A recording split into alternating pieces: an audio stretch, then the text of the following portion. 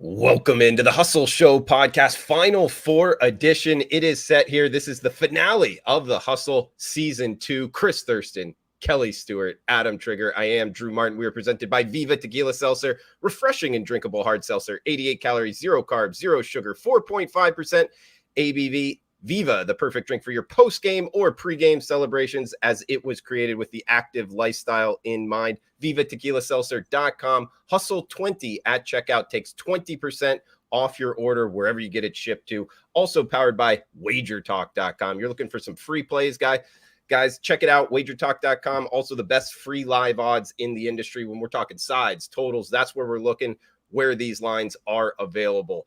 We are talking Final Four here, FAU, San Diego State, and then Miami, UConn. Then we'll open it up to the NIT and any baseball. Going around the horn here at Kelly in Vegas, Barstool Sportsbook, Kelly Stewart, WagerTalk.com. Welcome on in, Kelly. How you feeling? CT Betts and I did not agree to talk baseball. So when you guys say that for like the last 10 minutes of the show, we'll just log off, okay? Because we already said this. We're not betting baseball. We're not doing this again this year. Speak for yourself. Guys enjoy the grind. Listen, I know we're not the biggest fan of the tweet of the guy that tweeted it, but full disclosure, I loved it. Like, I just want to start on football. Right now, we've got the Masters coming up. We've got some great live tournaments. We've got hockey playoffs around the corner, NBA. We've got the NFL draft.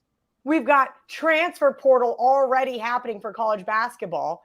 And we've got spring games going on. How do you bet on the transfer portal? We just don't need it. So, Drew, to answer your question, I am doing great.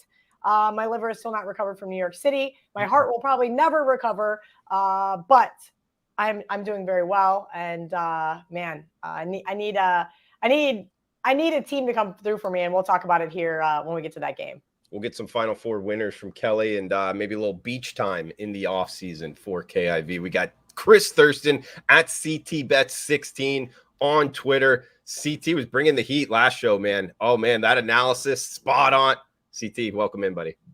Unfortunately, Drew, the analysis was not spot on, and Samson cannot put a dying horse on his back, bring him the water, and bring him back to life. So apologize to anybody who tailed that play. I lost a lot of money on that play. I managed to go 4-3 last week, Drew, Thursday through Sunday, and lost money. So it wasn't anywhere near as good as week one of March Madness, the first couple of rounds, but I'm alive, I'm breathing, and I'm ready to go back from New York, or New Jersey, I should say, with Kelly and Ariel and Trig. And I like a couple things on Saturday. So looking to cash some winners and finish strong here. We got those two games coming up. Maybe not spot on, but the emotion was there, man. And I know the people appreciated that. We got Adam Trigger at Top Flight SI, WagerTalk.com. Trig, welcome in, buddy. How you feeling? I feel great. You two speak for yourself. Tomorrow is opening day. Baseball is the best sport there is. I mean, it's amazing. Like, listen, you don't want to bet it. That's fine. We'll talk to you in September. Not a problem. I will be grinding out baseball every single day. I'll be grinding out Korean baseball. How amazing would it be not to have to talk to Trig until the Wager Talk meet and greet in August? Like that would just like make my life. You'll miss a lot of winners, but if that's what you want to do, then that's fine. Yeah, my college basketball season postseason was going as good as imaginable until Wisconsin didn't score a point for 9 straight minutes last night. Cost me my 5% $2 Tuesday play. What, like, Drew, come on now. To lose a $2 Tuesday play in that fashion, no points for the final 9 minutes. It's kind of like I'm kind of done with college hoop after that, to be perfectly honest. I think that's like, I don't think you can be done. You can't end the season like that. So I walk into dinner and I'm practicing this new thing about being more present, which I'm really terrible at, but I'm trying to be. So we have friends in town. I'm like, okay, we're going to go to dinner.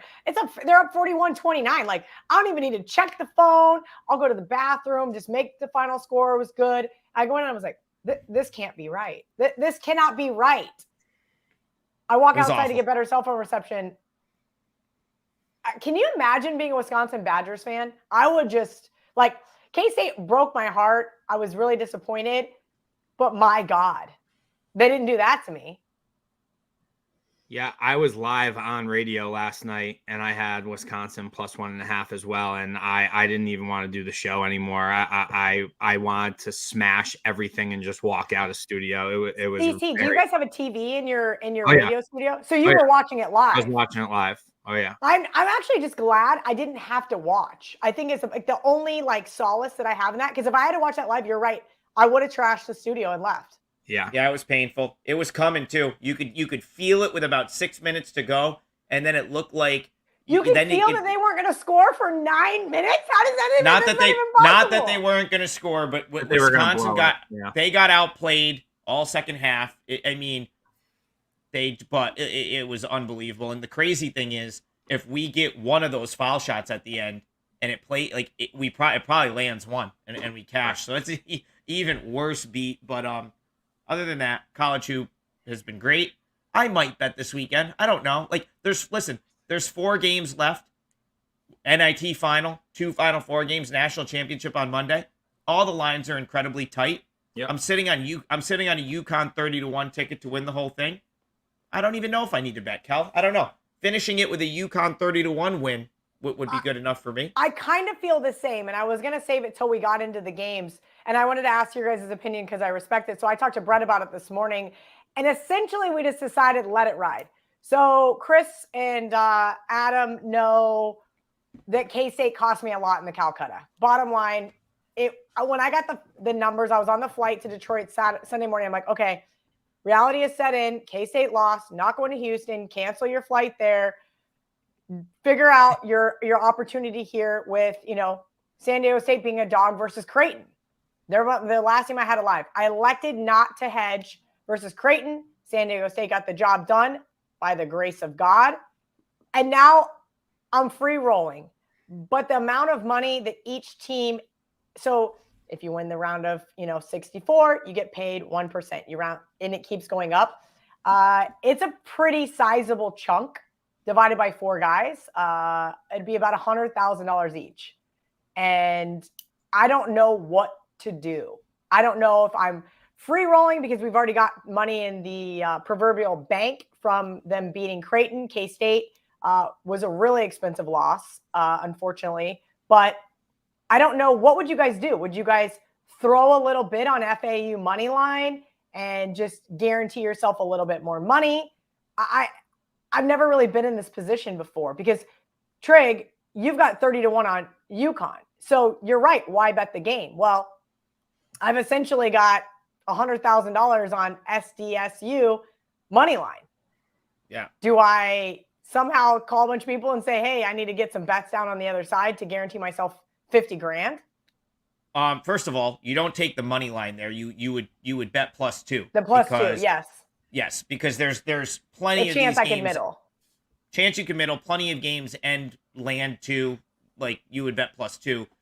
Agreed. I would probably do that if I was you. I would put some on +2 FAU.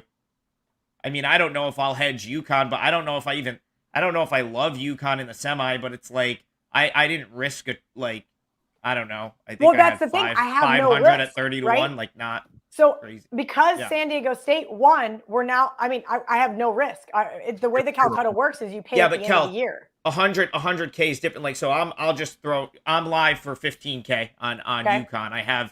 I have 500 total at 30-1. And I actually want to look like at the correct number. Yeah. I have a small 200 at 20-1. It's I won't even think about hedging that until the final, in which case, if I like FAU or San Diego State, I will take the points and try to middle. Like, I won't just straight hedge it. Okay, I was wrong. I apologize. So right now we're up $9,000 in the Calcutta. If they beat, he has sent me these notes the other day and I kind of glanced over them. If they beat FAU, that would be plus 53,000. If for some reason they win the national title, which defense wins championships, they say they can win. They can beat either of those teams. 121,000. Oh wow! So that's where. So I almost wonder if it would be something like maybe would you so how much should I put? What do you guys think? Somebody drop it in the thing. I know I need to ask VR. That's a good point. Drew, how much would you put on FAU +2 as a hedge to guarantee yourself money. On Saturday. And you're going to win $9,000 the other way. 53,000 is what right now I got $9,300 just sitting there that I'm already guaranteed. No matter what 50K. Yeah, 50K. I'd put 10K the other way on the +2 with the +1 as a middle there, because that plus +1.5, is live. right? Is it +1 or no? It's +2, but if it lands one, you're going to win both. Everywhere. Yeah. Yeah, so that's what I would do. FAU +2 for 10K. Trig? I mean, if you can find, like, find your lower juice sites, like that -105 site you had it, take 2.5 -115, because then you could land 2 and hit both. And I purposely saved CT for last. Because CT doesn't hedge, just like I don't hedge. CT adds. CT does not hedge, he adds. So yeah, but he's also like the two rational people that are not like me first. And now I'm going to ask the guy that's like me. Chris, what do you think? I mean, we'll get to best bets at the end. San Diego State's my best bet. So me too. I love San Diego State in this spot. Yeah. Then don't hedge. I mean, listen, I'd probably do 5, Cal. I guess. That's kind of because they both said 10. I'm like, okay, 5. Yeah. And in worst case, I win $4,900 and I've had 3 weeks worth of entertainment. I'd probably do 5. I would in your shoes probably bite off a chunk. I mean that's real money, So guarantee yourself at least some. So for some godforsaken reason, Aztecs do end up losing. You don't really want to fully jump out the window. You just want to half jump out the window. Fair enough. Yeah. I think that's a good. FAU San Diego State's a coin flip to me. It is. I would hedge. Like I would definitely hedge on either side. If I had either side, I would probably put something on the other side. Okay. Well, thanks, guys. Now everybody knows that me and CT already have San Diego State best bet, so we can go. You guys can talk about baseball, and we'll see you guys on Saturday. Sounds good to me. You're going up against. I know you love the Owls. Go ahead, Drew. Go ahead, Drew. Tell me how much you love the Owls on Saturday. Oh my gosh, I can't believe you guys are going on the Aztecs. It's 4 guys that can handle the ball, that can all score, and that big man down low from Russia, guys, he is talented. Yeah, he knows his role. Kelly. Don't sell them short, Drew. There's like 7 guys that are all really good on that FAU team. No, they have one of the most. They have one of the most cohesive teams. They have a very experienced team. Listen, I watched them. I watched the first half versus Tennessee, so I didn't watch their comeback. But then I watched, obviously, the entire game against K-State. I mean, this team doesn't quit. They don't. They were down 6, couple minutes left, went bang down some threes. We know they can hit that. But then on the flip side here, you have San Diego State, one of the best 3-point defenses in the country. And look what they did to Creighton. It just was like a slow cut. They just died by a million cuts. Yeah. It's not like they're not exciting on offense. They're actually miserable to watch on offense. What about the flip side of the argument? What about what FAU did to Tennessee? That same type of profile, great very good 3-point defense. That's kind of the tough thing with this handicap. They both excelled against that same profile. You're on the right. Other side. Number 1 defense, number 1 3-point defense. Wow. I mean, listen, my thing and the reason that's going to keep me off at San Diego State is so at some point some of these threes might go in. And FAU's they're a top 50 3-point shooting team. They've been pretty proficient at shooting the 3 all year. So is this the game where San Diego State finally gives up some threes? And if they do, their margins have not been the razor thin margin that they beat Creighton by. One more shot goes in, they lose that game. So I don't know. I think you can make a really good case for both of these teams, which is why I'd probably hedge if I was on either side. Yeah, put the points in your pocket. CT, what are you thinking here, man? You're really liking San Diego State? Yeah, I mean, do you want me to are we doing best bets in the end? Do you want me to give my breakdown on why I like it now? That's fine. Yeah. So San Diego State is they're my best bet. And I think that, talking about it here, you guys, both make great points, Drew, Trig, and Kelly. But from what I have seen is the one thing that has really helped the Owls in this tournament is that they've been dominant on the glass, right? Not sure if you guys noticed, but they've grabbed a ton of offensive rebounds, 14 against K-State and 18 against Memphis. Now they have to face the Aztecs, probably the best rebounding team. Well, definitely the best rebounding team they faced in the country or faced in the tournament. arguably probably the best rebounding team in the country. I think that's going to cause some shooting problems with FAU. They're not going to be getting their third chance shots that they're used to getting all tournament, especially like they got against Kansas State. The Aztecs, I mean, they're all grown men. They are grown men. They played with each other for years. This isn't a transfer portal team. They all came back to play with each other and make a run at this thing. Remember the COVID year, how good this team was when it got shut down. Most of these kids were on that team. I think Brian Dutcher has done an unbelievable job with this program. He's picked up right where Steve Fisher left off.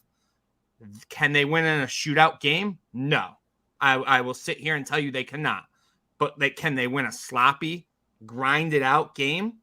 Yeah, they can. And we've seen it. And I think that's what this is going to be. I want the Brian Dutcher kids on my side rather than the kids from Florida Atlantic. I saw a tweet today how coaches have been trying to poach these kids all tournament long after they lose to them. Half these kids are thinking to themselves, oh, shit, man, yeah, this is great being in the Final Four. I could be playing for Duke next year. I could be playing for UNC next year. If they're not used to playing in front of that many people, I don't know. Do they have one foot out the door? Or are they going to be able to keep focused here? I'm not sure they can. These Aztecs kids, this is their last chance. I could guarantee Brian Dutcher will have this team ready to go and grind out a game. Not sure if you guys remember, Steve Fisher, Brian Dutcher, they were at Michigan together for a very long time. Fab Five, remember that? Remember who got all those guys? Those were these two.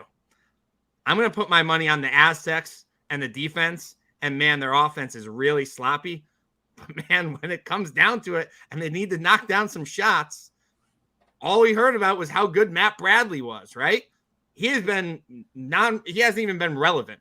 And a little birdie told me that he's battling some aftermath from COVID. That's why he hasn't been 100%. That really doesn't come into I don't really care. It doesn't scare me just because he hasn't been a factor at all. I mean, everybody has kind of picked up the slack for him.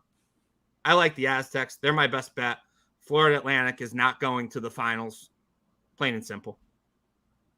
CT Bets 16 on Twitter. CT, hey, one other thing to your point on San Diego State, it's not in a basketball arena. It's in the football stadium for the Houston Texans.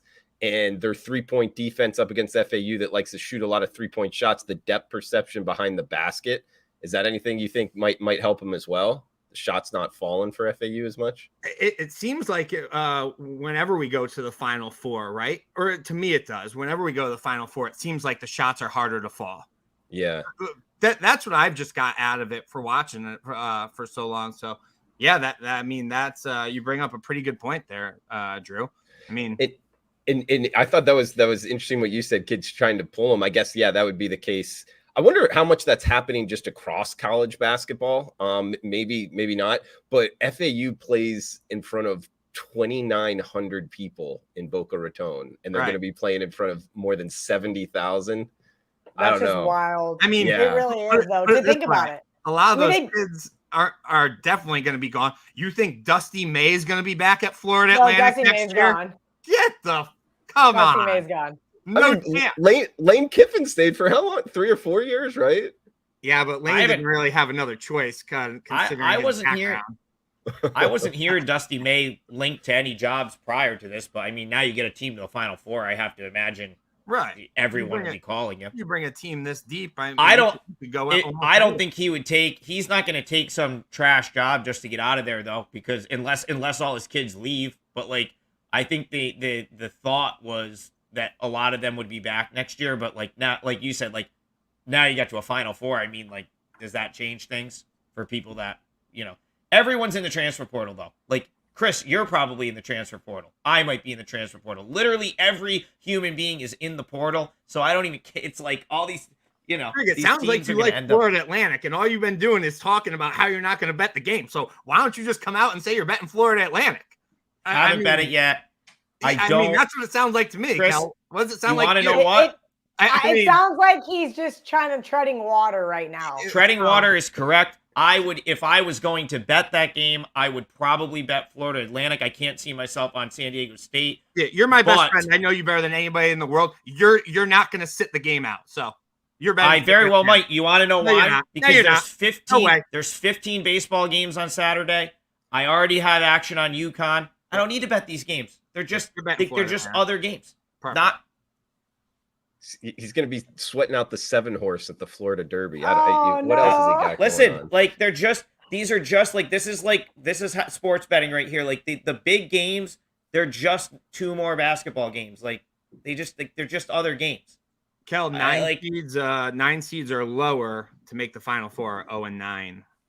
Ooh, that. And then also, I was just curious, has anybody seen any splits? Because like one of the guys in the comment section is like, oh yeah, K-State killed me. I'm like, I didn't even bet K-State for the full game because I knew I had the Calcutta plus the Final Four future plus the Natty future. And, it kind of became a very public side. There was splits I saw in some books over 90%. Sure, John Murray texted me and said, hey, kid, we need your cats for our lungs. Well, that's only because they're inundated with FAU money because of how they book the game from the futures market perspective. So I'm kind of curious to see. Early money definitely came in on FAU. It's why it came down from +2 at some books. Yeah, it seems like it's back up to 2 almost everywhere. Very, very split this game. Like it's pretty much down the middle. Like I don't think you can get a gauge of the money seems pretty close. Like it depends on where you look. It's always going to be a little different, but you're not going to be able to derive much from like looking at the markets here, in my opinion. It's pretty close. What about the nightcap here, guys? 703, 704. Miami and UConn, 149.5, -5 in the hook. That's UConn as the favorite. UConn's -130 now to win the national championship. That'd be 2 games in a row. Kelly, what are you thinking here? Canes versus UConn. Miami got it done for me when I was in Detroit. I was kind of the wrong word. It wasn't degenning out, but whenever you leave, you bet on an app and you leave, like you want to cash out before you leave. Like when I tell people when you come to Vegas, go to like 3 different books, deposit some money, cash out before you leave. And I had lost K-State first half and I had lost San Diego State first half. But before I had only put in a dime on San Diego State first half, I had like $424 left or something, right? And one of the guys was like, Kel, let's just do a 2-team dog parlay just for fun. I'm like, you know what? Fine. I'm going to cheer for Miami. So Miami, both San Diego State and Miami, had to make comebacks in that game.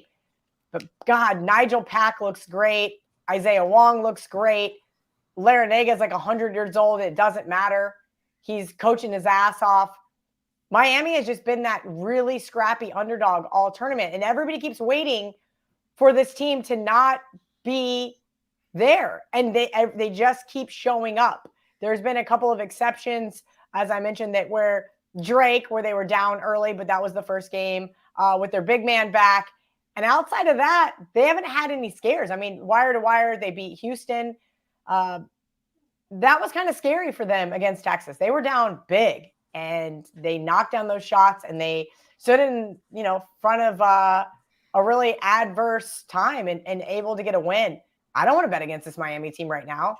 The whole world loves UConn because what have they been doing? Just dominating. Just dominating. Your guys' friend Joey Cheese is over. As I stick my pen in my hair, your guys' friend Joey Cheese over here is like moving the stool at Barstool to like crazy alternative lines, and they're just blowing teams out. And he's catching like +4 bills. It's kind of nuts. But I do have to wonder what Jacob's thinking about that because one of Ishmael Masood that plays for K-State had, wished people a happy Ramadan. And I was thinking, I wonder if he's fasting during this game. Is that going to help or hurt your performance? Obviously, it's something to think about. It could potentially be a negative. I mean, you're not allowed to eat or drink anything, I believe. Yeah, I saw that as well. It's kind of wild. I mean, it really is. It really is. Listen, as someone that's got a nice UConn ticket to win this whole thing, I mean, I'm probably not going to lay the points with UConn here. I think I could only bet Miami. I just think that you're getting a shaded line. I mean, Miami they're not a bad team. Like they've come out in this tournament and arguably, like, to me, have beaten maybe the two best teams, but certainly two of the best 5 teams. They came out of that really tough bracket that, right.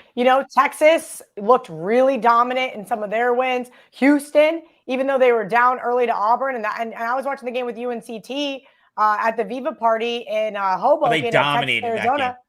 They dominated, and I thought Miami dominated. All right, here comes Houston second half adjustments, and they just did not come. Well, Miami twice now in this tournament. You go back to the very first night of the tournament, or the first Friday of the tournament against Drake. They looked like they were going to lose to Drake, and they clamped down and defended their tails off for the final 6 minutes of that game. Go back to the Texas game, same thing. It wasn't really Texas missing shots as much as it was Miami locked down. Final 8 or 9 minutes, they played so hard. There was dudes diving on the floor for every ball. I kind of like, that's the kind of the profile of the team I like to back, especially as an underdog that's not getting any credit. Listen, I wasn't a Miami guy this whole tournament. I bet against them with CT. We both loved Houston. Didn't work out for us, but man, I may end up on Miami on Saturday, and then I'll have a little middle. Don't worry, Trig. I'll be on Miami with you. I treat them differently too. Let me just tell you this too. I don't even, the way I operate, I don't even care that I have a UConn future. Like it's not going to register for me until the final. Like if I end up like liking Miami, I'll bet Miami as if I would bet them any other day. And it's just like, keep the, if they lose, well, okay, it's nice. My UConn future advances, but I'm not going to just because I have action in a UConn in the future is not going to keep me off Miami if I think it's the right bet. I haven't bet it yet, but it's certainly the way I'm looking. I'm looking Miami too, Trig. And Kelly, I just think +5.5 might be a little bit too much. It worries me that UConn's been blowing people out. But to your guys' point, Miami's kind of been taking it to people as well. And we heard CT last week. I thought he brought up good points, but it also kind of flips on its head with, when it was coming down to the end, something I noticed was, one, Miami knocks down their free throws. They got like ice in their veins. And they're so well coached that your point on Sampson was legitimate. But I almost think like Larinaga is so underrated as a coach that it kind of like, he's always been, especially as a dog too. Yeah. So that's why I don't want to step in. Can I ask you guys a question? So I did money shots earlier with Megan, and she said this, and I agreed with her initially, and then I thought, maybe that's not fair.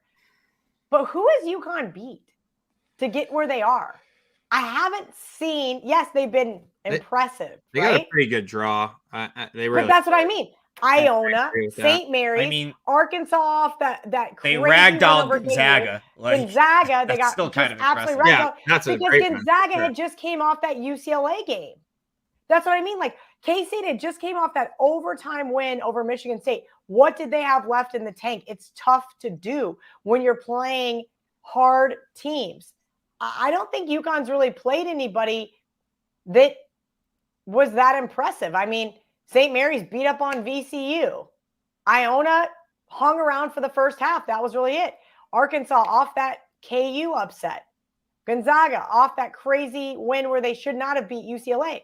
I don't think UConn's really been tested in this tournament.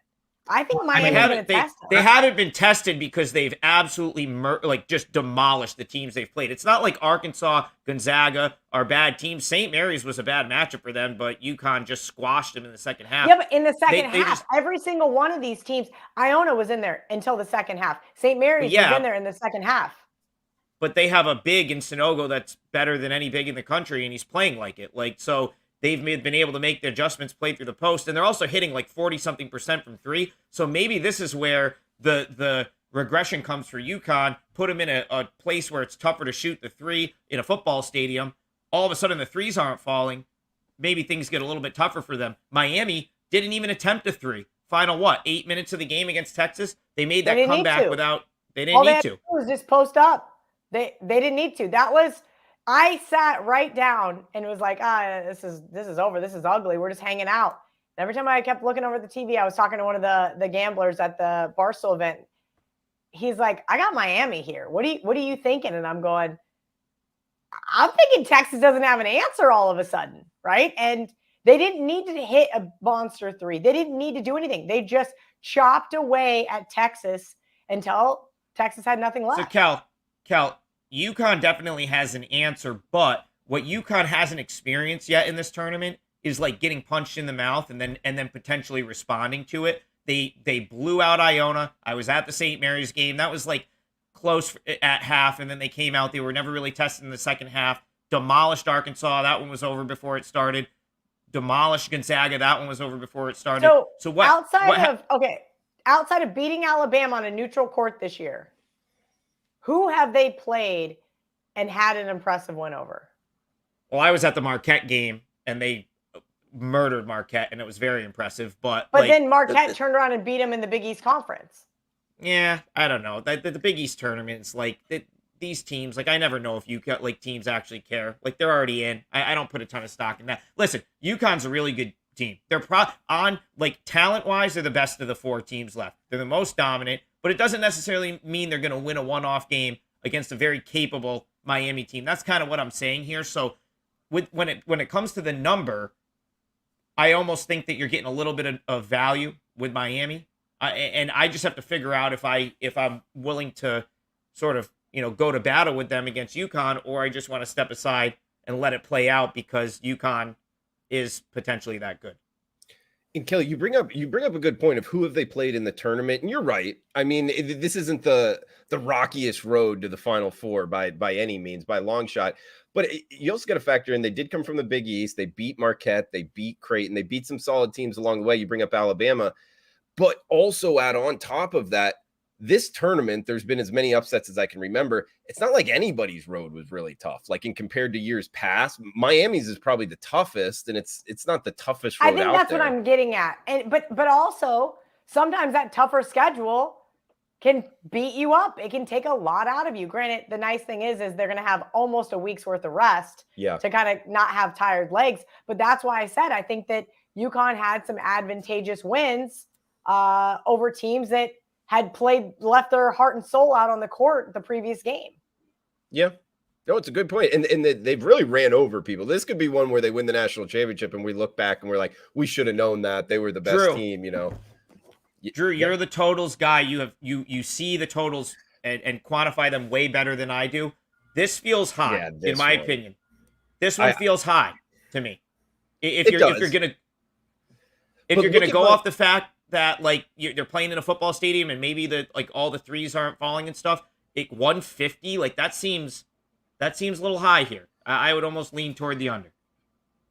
I mean, is it going to slow down that much? You've seen UConn. I mean, it's tough to actually, when teams blow teams out like this, guys, that's what makes the totals market really difficult, because you're like, oh man, are they really playing this slow, or is it just because they got a huge lead and they're resting it? So it's almost like the unknown, it's like an unpaved road up there. You don't know how UConn's really looking to play in the tournament because they've blown so many people out. It's just Miami. They can score. And the way the fouls have been being called this tournament. I was just getting ready to say that, Drew. I would throw up to take an under here. I would be very, very nauseous. Yeah. This thing, it seems like 84, 77, something like that. One of the guys at work was live betting, and he's like, hey, what do you think? And I said, don't pre-bet this. You already missed the good number in the Texas Miami game. Just wait and you'll find a live. He found a great number live, 155.5, and it still went flying over. Mm-hmm. I mean, even though those last few minutes, it just didn't matter. I think that this looks like an absolute up and down boat race. So Miami's going to get killed on the boards here most likely. So they're not going to get second chance points. So I think they're going to have to be pretty efficient on both ends for this one to go over, because 149.5 is not a small number. You need a pretty efficient offensive performance to get that up over 150. So I think my strongest lean might be the under of any of these 4 games, under in UConn Miami, unless the rims are super soft like they are in the NIT, even though somehow North Texas Wisconsin didn't go over. But I lean under in the second game. Can't wait for this Final Four. CT, we got your back, man. Any final thoughts here before we get final thoughts for the show on this game? Yeah, sorry about that. I don't know what's going on. What I was gonna say is that I thought, we were talking about how UConn's path wasn't tough. I thought the Zaga game was very impressive. They completely shut down the nation's top offensive team. They held them to 33% shooting from the floor and 10% from deep. So I think that was a really, really impressive win. Now there's some differences, right? Gonzaga tried to run through everything through Drew Timme, and Miami runs everything through their guards. But regardless, what UConn did to that Zaga team was very impressive. And if the Miami guards don't show up offensively, then they might be in for a really, really long night. I had a long conversation with our good friend Kenny White last night, and he stands the same as me. Not in a rush to go lay 5.5, nor he said, CT, I won't be taking 5.5 either. So I kind of came up with something. Well, it's so square, and I really don't care. I bet more on UConn to win the national championship at -110. That's what I did. Oh, you found a -110? Yeah, there's some -105s out there too that I don't have an account with. Interesting. I was texting with Cheese, and he was like, "Hey, what do you think? What it makes more sense here?" And I wasn't finding anything under like -125 when it's 130. Circa's still -110. Yep. Wow. Circa's now here's my question: having a sharp book like that, doesn't that kind of concern you? A lot of people asked Benson, and they were like, and his response was, "No, we're rooting for UConn. UConn's a win for us." So it doesn't concern me at all. But that's what I mean. So UConn's a win for them in the future, right? Because they probably get killed. They probably get killed if Miami wins it. Right.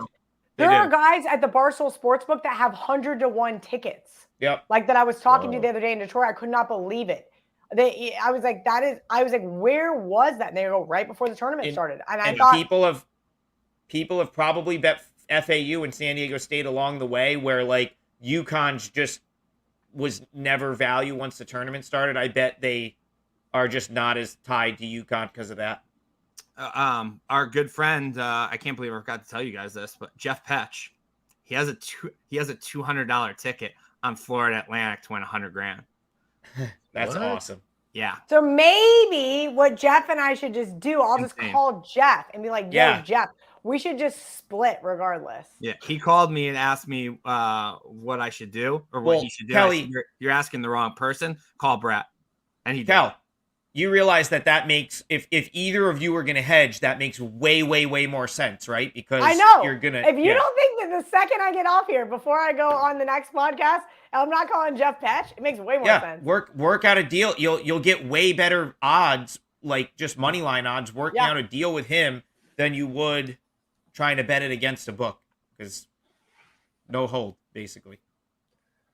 Love the breakdown, guys. Yep. Go I'm just gonna leave it with one final thing, right? And I was one that wasn't as high on this UConn team as a lot of people were out there.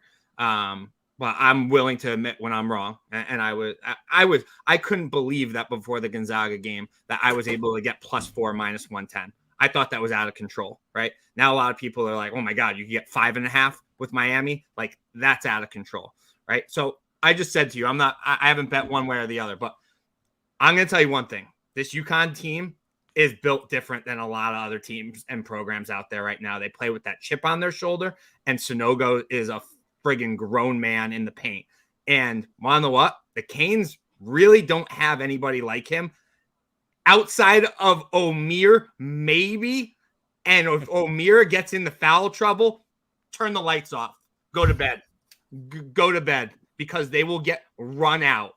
And this is from somebody who had a Miami ticket on Sunday in my pocket and wanted to blow my brains out with down 13 with 9 minutes left, okay? Like, let's not forget how disorganized this defense of Miami is. Like, it just hasn't caught up to them yet. And it was very close to getting caught up to them versus Texas. And somehow they catch a break. Trigger and I have seen Texas go cold in streaks all year long, and they just got real. And this is from somebody who had Miami. They got really, really lucky that they ran into that Texas cold team. I don't know if UConn could go as cold as Texas can. I don't think that Miami wins this game, Drew. They have a shot to cover. Normally, CT would be all over Miami in this game, getting the points. I won't be. I just bet UConn to win the whole thing. Yeah, if anyone cares for my breakdown, that was it. Okay, Miami's a tough one too. I want to get behind them, but yeah, I think you're onto something. This UConn team might just roll people. Trig, let's get final thoughts here. And if you got anything NIT, man, how about, we haven't brought it up yet. We've been going for 40 minutes. Conference USA. What about this? We've seen the SEC and Big Ten dominating football. We've seen ACC, Big East, Big 12 dominating basketball. I don't think we've ever seen anything like this at the conference. What are they, 15, 16, 17-1 in the CBI and the NIT? And look at FAU. They should have gotten more teams in the NCAA tournament. This is absolute domination. They're going to win the NIT regardless, Drew. Yes. 2 Conference USA teams playing in the final, UAB, North Texas. Tough game. 2 teams know each other well, playing for the 4th time this year. Again, these are all good. Like, this is what happens at this time of the year. They're all really good games. The line is tight. It's tough to find. I thought I had found my last sort of edge with Wisconsin, and then they didn't score for 9 minutes. So, final thoughts. I kind of like North Texas. I do a little bit. Slight glance. Don't bet it yet. Don't bet it yet, Kelly, because that's going to get driven up. It's probably, of course, the whole world's going to want to be on jelly. I get it. By tomorrow, you very well may see 3s there, 3.5s, and I may even, that might be the one thing I actually do, would be coming with North Texas. If it moves enough. I'm mad at myself for not doing that with Utah Valley last night after it moved a ridiculous 4 points. But final thoughts, has been an awesome basketball season. Drew, I know you're excited for baseball, so that makes half of the panel. Can't wait for opening day tomorrow. And my best bet for the show, I'm going to give an MLB future out. One that I think is really nice value. One that you should bet because I think that this is something that you'll have a nice price in your pocket come, September, October, once we hit baseball playoffs. And I'm going to take the St. Louis Cardinals to win the National League and to win the World Series. Those prices were 9-1 and 18-1 earlier this week at PointsBet when I did the show with Ariel on Monday. I think they've dropped a little bit since. Listen, so we got some new rules in baseball this year, okay? It's going to play, the league is going to play toward teams that can defend, teams that put the ball in play. The Cardinals do both of those. The Cardinals specifically, their defense is incredible. And now that we're not shifting anymore, you're going to have to be able to play your position. They have virtually an entire roster of guys that are in a contract year, with the exception of 2 guys in the middle of their order that could both win the MVP, and Paul Goldschmidt and Nolan Arenado. So very rare to see 2 guys that are bona fide MVP candidates hitting back-to-back in the order, and then you have a number of guys that are in their contract year, and then you have a handful of other guys that are just really good players that haven't even really broken out and had their career year yet. Lars Nootbaar is an awesome young player that I don't think a lot of people know about. Tommy Edman. Right now, Jordan Walker is the favorite to win the National League Rookie of the Year. He's going to be in the shuffle there. Yepes was awesome last year. He'll be in some capacity. So they have a lot of players, and people are Wainwright's hurt. Listen, Wainwright's old. Doesn't matter. They have plenty of young pitching, and the guys that they lost, right? Albert Pujols, he's a guy I would want to fade anyway. He's old as hell. Yadier Molina was already becoming an issue behind the plate. He was already a liability. What did they do, Drew? They made one big move this offseason. It was to get Wilson Contreras. Huge upgrade at the catcher position, in my opinion, just from an everyday standpoint. And then Quintana was their midseason acquisition last year, and there's no way he was going to do what he did. And now you've got all these guys. If the Cardinals need an arm come July or August, they have an embarrassment of riches when it comes to being able to trade guys away with fringe starters and people in their farm system, so they can go out and take the biggest arm on the market and grab them in July if they need them. The Brewers suck, Drew. I think they're a fade this year. The Cubs aren't ready to compete yet at that level, so they'll probably win the NL Central. Cardinals is I would bet them across, their win total 88.5, 89. That's a lot to ask regardless of any good team, but you get them at 9-1 to win the NL, 18-1 to win the World Series. Shop around, the numbers all over the place, but I think you got some real nice value. I would not be at all surprised if you've got the Cardinals in the NLCS with a chance to hedge off that bet if you want to, or have a nice price going forward. Okay, good breakdown there in the NL Central for Trig. Guys, check them out at WagerTalk.com. And to kind of correlate with what Trig was talking about, my best bet for the show is going to be the Cincinnati Reds in their season win total to the under of 66. I'm going to use another rule change here to our advantage. They're not playing as many divisional games in MLB. So the central teams, both in the AL and the NL, I'm actually looking to fade, because instead of playing, you're also, in my opinion, subpar division, 18, 19 times per season. You're only going to play them 12 or 13. You're going to have to play the East and the West a lot more. So I think central teams are actually going to be kind of downgraded here. So the Cincinnati Reds at 66 wins. I mean, they had less than that last year. They're trying to say they improved offensively. I don't know if I believe that. And their top 3 arms of the pitching staff, yeah, they're pretty solid, but after that, it's a huge drop off. They have one of the worst bullpens in baseball, and I think their top 3, all young guys, going to have short leashes. So I don't think they're going to have a good pitching staff or a good lineup here. And then that schedule advantage, I bet the under for the Cincinnati Reds, 66 as their season win total. So little correlation there with Trig and mine. Best bet at Kelly in Vegas on Twitter. Kelly Stewart, check her out at Barstool Sportsbook, WagerTalk.com. Kelly, do you have a best bet and any final thoughts for the season here of the Hustle? Best bet, San Diego State. I really do like them in the spot. I think their defense is going to step up, and I think we're going to see the end of the Owls. Yeah, I've got a little bias in that, not because of K-State, but because of my Calcutta future, I guess is what you would call that. But we already broke down the game quite a bit.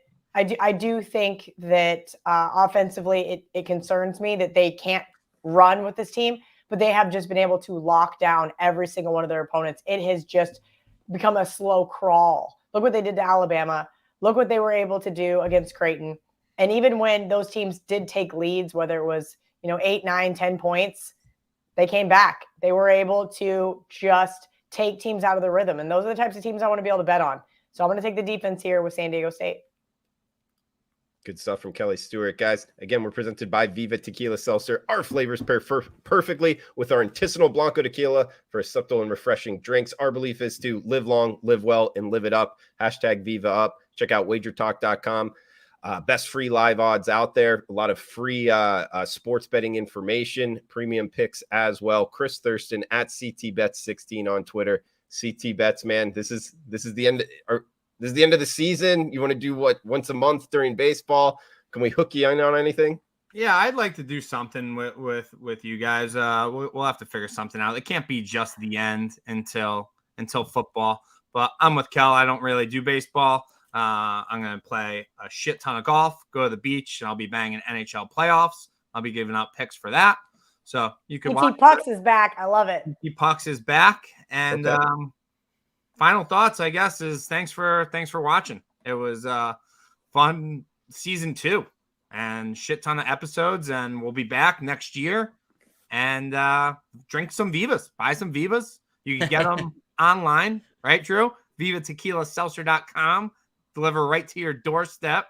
And support. I need a break from Viva, CT. I had way too many Vivas, and then Johnny Detroit came to town and goes, "Hey, bring down a case of Vivas." And I sent Chris a picture of him drinking a Viva, and he's like, "You're drinking?" I'm like, "It's Johnny's birthday." I need to take like a 5-day hiatus from Viva and any booze, frankly. But we whacked a bunch of Vivas the other night. We had a great time overall. And thank you guys for hanging out with us and dealing with all of our insanities. Is there any worth it for a little quick story of the weekend? Was anything Let's hear worth it? I don't know. Me? I was the one that wasn't there. Oh, besides the fact that CT told me I was the worst friend ever because I was going to bed after San Diego State moneyline cash. And I was like, I have the biggest day ever tomorrow. I'm going to the Elite 8. And he was not very happy. But I helped him get down a significant amount on Creighton, so I kind of made up for it. After those games, Drew, I was very irresponsible, I guess, and called in a couple of big wagers on Creighton and Texas. It worked out to my advantage, but when I woke up the next morning and both of those lost, CT would have been very upset with himself. but it ended up working out. Don't try that at home, kids. And my best bet is San Diego State. I'm taking the grown men in the Final Four to advance to the finals. And I know a lot of people like this. I have the lines that Kenny makes the game in the finals against both teams. So he makes. Oh, I love this. Let's hear it. UConn favored by 5 points over the Aztecs, and he makes it -7.5 over Florida Atlantic. So I know people like hearing that stuff, so I have him on my show every week and ask him that question. So shout out Jermaine. I do feel bad for Jermaine. Jermaine had an Alabama money line ticket. I felt bad. Like I was like, all right, just need San Diego State to cover right now, and it's all over. And every time I walked past Jermaine, I was like, eek. Jermaine was the man. He was all upset that you left Trig, and he didn't get to meet you. I'm sorry, Jermaine. I had to go to a wedding in That's why you don't Long have Island. weddings. April to August. We've already been. No one's allowed to get married ever. I know. That's April to August. You've got wedding. 5 months to get married. From the girl who goes to like 3 of them during football season. I know. Yeah. I went to 1. Yeah. I got invited to like 7. Right. Yeah. Yeah. It's I had the old FAU on the phone on the table. Mallory wasn't thrilled about that, but she allowed it. She knew I had a lot on FAU. Sorry, Kel. I put it away for the UConn game because it wasn't a game. It was over in 2 seconds. So good time at the wedding, but I wish I was able to stay in Hoboken longer on Friday. But I did meet, it was fun meeting whoever showed up, and thanks for coming. Thanks for coming to our Turning Stone event. CT and I had a blast with Brian Power and some of the other guys and who showed up. So we appreciate you guys, and I'm down to do a show whenever. Kel, I'll come on and talk baseball any day, just for you. So just let me know. Go see Ariel. She'll talk baseball with you all day long. I did. I got to go into the studio on Monday, into the PointsBet studio in Manhattan. Stayed an extra day. Did the show with Ariel. That was really fun. My first time in an actual studio. Usually, you guys want to know? He didn't. Paige Sporanic was coming in, and Ariel texted and said, Trig's going to get to meet Paige, and he didn't even hang around to go meet Paige. Like, Cal, I had been gone. He's more famous than Paige. I mean, I had been gone since Friday morning. Trig didn't have time to wait for Paige. Paige needs to be on my schedule. Yeah. So, sorry, Paige. Well, hopefully we'll meet you next time. Drew, one final thought before we close out that I forgot to tell you. You guys, Steve Thurston wants to do an event down in Florida this summer at a Viva bar. So Trig and I, we're going to have to set up a weekend. We're coming down, going to get everybody together. Maybe we will go to a baseball game and a Viva Beach bar, something along those lines that's a little relaxing before we get crazy and football starts again. So be on the lookout for that. We'll be advertising that, and anybody who wants to come down or even lives in the area, we'll let you know and come drink some Vivas with us. That'd be awesome. Music to my ears. West Coast, East Coast, either way. Florida's more of a football town, but baseball we'll have to do over the summer. Kelly in Vegas. We got Adam Trigger. We got Chris Thurston. I'm Drew Martin. That does it for season 2 of The Hustle, guys. Smash that like button. Please reply below. Cash those tickets. Thanks for tuning in. We will be back in August. Cash those tickets.